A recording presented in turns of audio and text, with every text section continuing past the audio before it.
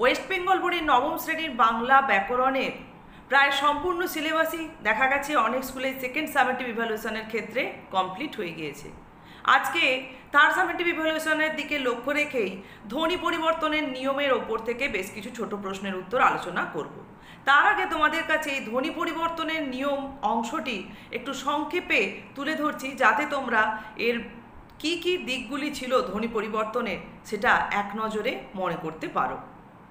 দেখো, এই ধ্বনি পরিবর্তনের নিয়মের জন্য যে কারণ, বাহ্যিক কারণ, অভ্যন্তরীণ কারণ, এটা একটা এখানে প্রশ্নের ভেরি শর্ট অ্যান্সার টাইপ প্রশ্নের জন্য প্রশ্ন থাকতে পারে। এছাড়া ধ্বনি পরিবর্তনের নিয়মকে মূলত চারটি ভাগে ভাগ করা হচ্ছে। প্রথমে রয়েছে তোমার ধ্বনির আগমন। এবার এই ধ্বনি বলতে সেটা স্বরধ্বনিও হতে পারে, ব্যঞ্জন ধ্বনি হতে পারে। তাহলে ধ্বনির আগমনে প্রথমেই আমরা যদি আলোচনা করে নিই স্বরাগম। স্বরাগমের আবার ভাগ রয়েছে আদি স্বরাগম, মধ্য স্বরাগম, অন্ত স্বরাগম। অর্থাৎ শব্দের আদিতে, মধ্যে এবং অন্তে অর্থাৎ শেষে স্বরধ্বনির আগমন। এই মধ্য স্বরাগমের আবার দুটি নাম রয়েছে, স্বরভক্তি আর বিপ্রকর্ষ। স্বরভক্তি বলতে বোঝায় স্বরধ্বনি দিয়ে বিভক্ত করা, আর বিপ্রকর্ষ বলতে বোঝায় দূরবর্তী হওয়া। তাহলে একটা শব্দের মধ্যে যদি একটি সংযুক্ত ব্যঞ্জন থাকে, তার মাঝখানে যদি একটি স্বরধ্বনির আগমন ঘটে, সেটাকে আমরা বলবো মধ্য স্বরাগম, বা স্বরধ্বনি দিয়ে যেহেতু সংযুক্ত ব্যঞ্জনকে বিভক্ত করা হচ্ছে তাই স্বরভক্তি, এবং সংযুক্ত ব্যঞ্জন যেহেতু দূরবর্তী হচ্ছে তাই স্বরধ্বনির আগমনের ফলে, তাই একেই বলছে আবার বিপ্রকর্ষ। তাহলে তোমাদের এইখানটায় যে মধ্য স্বরাগমের অপর নাম স্বরভক্তি, বিপ্রকর্ষ, এটা কিন্তু ভালো করে জেনে রাখতে হবে। এরপর যেমন তোমরা ধ্বনির আগমনের ক্ষেত্রে স্বরধ্বনির আগমন ঘটলো, এরপর ব্যঞ্জন আগমের আদি ব্যঞ্জন আগম, মধ্য ব্যঞ্জন আগম, অন্ত ব্যঞ্জন আগম রয়েছে। এখানে মধ্য ব্যঞ্জন আগমের ক্ষেত্রে আমরা দেখব অশ্রুতি, অন্ত্যেস্থ শ্রুতি, বশ্রুতি, দশ্রুতি এগুলি রয়েছে দৃষ্টান্ত সহকারে। তা এক্ষেত্রেও শব্দের আদি, মধ্য এবং অন্তে ব্যঞ্জন ধ্বনির আগমনের কথা থাকবে। এরপর ধ্বনি লোপের বিভাগটি যদি আমরা একটু অনুশীলন করি, দেখব ঠিক একইভাবে রয়েছে স্বরধ্বনি লোপের আদি স্বরলোপ, মধ্য স্বরলোপ, অন্ত স্বরলোপ। শব্দের শুরুতে, মধ্যে এবং শেষে স্বরধ্বনির লোপ পাওয়া। শব্দের মধ্যে স্বরধ্বনির আগমন অর্থাৎ মধ্য স্বরাগমের যেমন আরও দুটি নাম ছিল, স্বরভক্তি আর বিপ্রকর্ষ, তেমনি মধ্য স্বরলোপের আরেকটি নাম রয়েছে সম্প্রকর্ষ। দেখো, শব্দের মাঝে একটি স্বরধ্বনির আগমন ঘটলে বিপ্রকর্ষ হয়, অর্থাৎ ধ্বনিগুলি দূরবর্তী হয়, এবং শব্দের মধ্যে যদি একটি স্বরধ্বনি লোপ পেয়ে যায় তাহলে ব্যঞ্জন ধ্বনিগুলি নিকটবর্তী হয়। এটাকেই বলা হচ্ছে কি সম্প্রকর্ষ। সম্প্রকর্ষ বলতে নিকটবর্তী হওয়া। তাহলে মধ্য স্বরলোপের যে আরেক নাম সম্প্রকর্ষ, এটাও কিন্তু তোমাদের কেন বলা হয় সেটা বুঝেই জেনে রাখতে হবে। ঠিক একইভাবে ব্যঞ্জন ধ্বনি লোপেরও রয়েছে আদি, মধ্য, অন্ত ব্যঞ্জন লোপ। এখানে তোমাদের আরেকটা দিক মনে রাখতে হবে যে সমাক্ষর লোপ। কিছু কিছু বইয়ে তোমরা দেখবে এখানেই কিন্তু সমাক্ষর লোপটি রয়েছে। শব্দের মধ্যে ব্যবহৃত সম অক্ষরের মধ্যে একটি অক্ষর লোপ পাওয়া, মেজ কাকা, মেজকা, যে ধরনের দৃষ্টান্তগুলি আমরা পাই। এরপর যদি আমরা আগে ধ্বনির স্থানান্তরটা আলোচনা করে নিই, ধ্বনির স্থানান্তরের ক্ষেত্রে আমরা দেখব অপিনিহিতি আর ধ্বনির বিপর্যয় বা বিপর্যাস রয়েছে। অপিনিহিতির ক্ষেত্রে আমরা দেখে থাকি কি, একটি শব্দের মধ্যে ব্যঞ্জন ধ্বনির সঙ্গে যুক্ত হর্ষইকার বা হর্ষৌকার সেই ব্যঞ্জন ধ্বনির পরে উচ্চারিত হওয়ার কথা, কিন্তু দেখা যায় যে উচ্চারণের সুবিধার জন্যই মূলত এটা আমরা করি, যে সেই ব্যঞ্জন ধ্বনির পরে হর্ষই বা হর্ষৌ ধ্বনিটি উচ্চারিত না হয়ে ঠিক সেই ব্যঞ্জন ধ্বনিটির পূর্বে উচ্চারিত হয়ে যাওয়ার যে রীতি, তাকেই বলছে অপিনিহিতি। তাহলে এখানে ধ্বনি স্থানান্তর ঘটলো, সেই হিসেবে আমরা ধ্বনি স্থানান্তরে অপিনিহিতি ধ্বনি পরিবর্তনের নিয়মটাকে আলোচনা করব। আর একটি দিক রয়েছে ধ্বনি স্থানান্তরে ধ্বনির বিপর্যয়, যে শব্দের মধ্যে ধ্বনি মূলত দেখা যাবে এখানে ব্যঞ্জন ধ্বনি একে অপরের স্থান বদল করে নিচ্ছে, এটা হচ্ছে ধ্বনির বিপর্যয়। যেমন আমরা খুব চিরাচরিত দৃষ্টান্ত ট্যাক্সি থেকে ট্যাস্কি, বাক্স থেকে বাস্ক যে দৃষ্টান্তগুলি পেয়ে থাকি সেগুলি।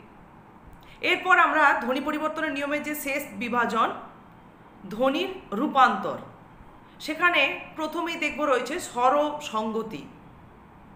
অর্থাৎ কি, একটি শব্দের মধ্যে স্বরধ্বনি ছিল, দেখা গেছে যে হয় প্রথমের একটি স্বরধ্বনির দ্বারা পরের স্বরধ্বনিটি প্রভাবিত হয়ে পরিবর্তিত হয়েছে, বা পরের স্বরধ্বনিটার দ্বারা পূর্বের স্বরধ্বনি প্রভাবিত হয়ে পরিবর্তিত হয়েছে, বা শব্দের মধ্যে দুটি স্বরধ্বনি একে অপরের উপর প্রভাব বিস্তার করে পরিবর্তন লাভ করেছে, দিয়ে শব্দের মধ্যে একটা উচ্চারণগত সঙ্গতি সৃষ্টি হয়েছে।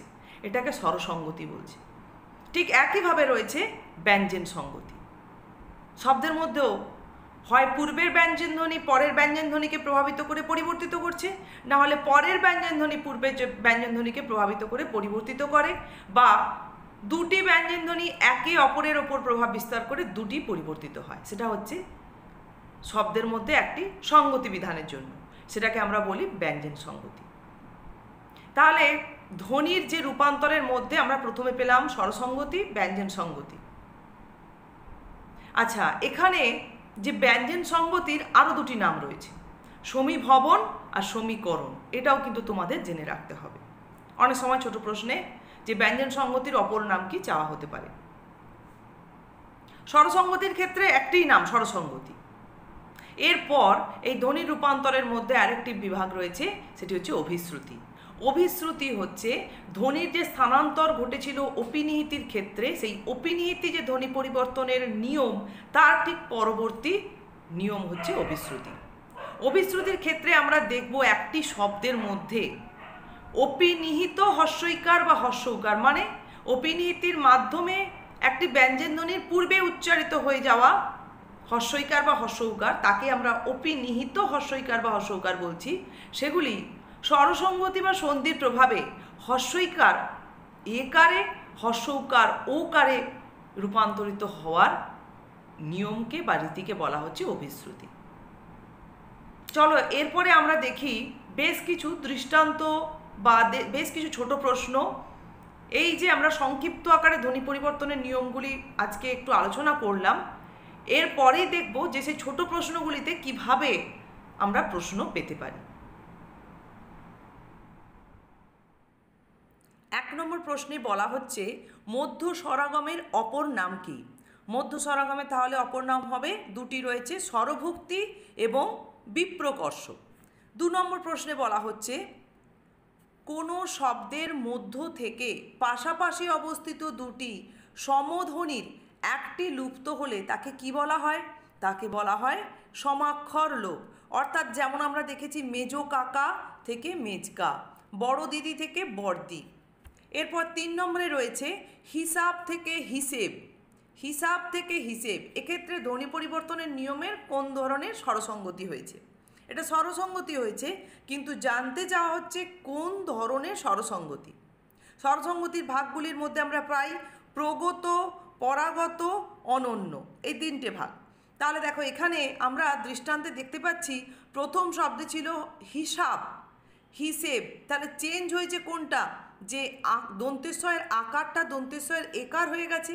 শুরুর হস্যইকারটা কিন্তু দেখো একই রকম রয়েছে, তার মানে শুরুর স্বরধ্বনি হস্যই এখানে প্রভাব ফেলে পরের স্বরধ্বনি আকারকে একারে পরিবর্তিত করেছে। তাহলে এটা হচ্ছে পূর্বের স্বরধ্বনির প্রভাবে পরের স্বরধ্বনি প্রভাবিত হয়ে পরিবর্তিত হওয়া, মানে প্রগত স্বরসঙ্গতির দৃষ্টান্ত। 4 নম্বর প্রশ্নে বলছে একটি মধ্য স্বরলোপের দৃষ্টান্ত দাও। মধ্য স্বরলোপের দৃষ্টান্ত হচ্ছে গামোছা থেকে গামছা। তাহলে মধ্য স্বরলোপের অপর নাম আজকে তোমাদের কাছে আলোচনা করেছিলাম, এরপরেই অবশ্যই প্রশ্ন রয়েছে সম্প্রকর্ষ। দেখো এখানে ওকার, ময়ের যে ওকারটা সেটা কিন্তু লুপ্ত হয়েছে, লোপ পেয়েছে। স্বরভক্তি শব্দটির অর্থ কি? স্বরভক্তি শব্দের অর্থ হচ্ছে স্বরধ্বনি সহযোগে বিভক্ত। মূলত আমরা শব্দের মধ্যে দেখি সংযুক্ত ব্যঞ্জনকেই স্বরধ্বনি সহযোগে বিভক্ত করা হয়। এখানে স্বরভক্তি শব্দের অর্থ শুধুমাত্র কিন্তু আমরা এইটুকুনি অংশই লিখব। নম্বর প্রশ্নে বলছে মধ্য স্বরলোপের অপর নাম কি? মধ্য স্বরলোপের অপর নাম সম্প্রকর্ষ। একটু আগে আমরা এই যে গামোছা গামছা যে দৃষ্টান্তটি দেখেছিলাম, এটি মধ্য স্বরলোপের দৃষ্টান্ত ছিল। 7 নম্বর প্রশ্নে বলা হচ্ছে ধ্বনি বিপর্যয় বলতে কি বোঝো? উচ্চারণের সুবিধার জন্য শব্দ মধ্যস্থ দুটি ব্যঞ্জন ধ্বনি যখন নিজেদের মধ্যে স্থান অদল বদল করে উচ্চারিত হয় তখন ধ্বনি পরিবর্তনের সেই নিয়মকে বলা হচ্ছে ধ্বনি বিপর্যয় বা বিপর্যাস। এখানে দৃষ্টান্ত লেখা নেই, কিন্তু অতি অবশ্যই তোমাদের কাকে বলে থাকলে দৃষ্টান্ত না চাইলেও দৃষ্টান্ত দিতে হবে। যেমন দেবে বাক্স থেকে বাস্ক বা ট্যাক্সি থেকে ট্যাক্সি।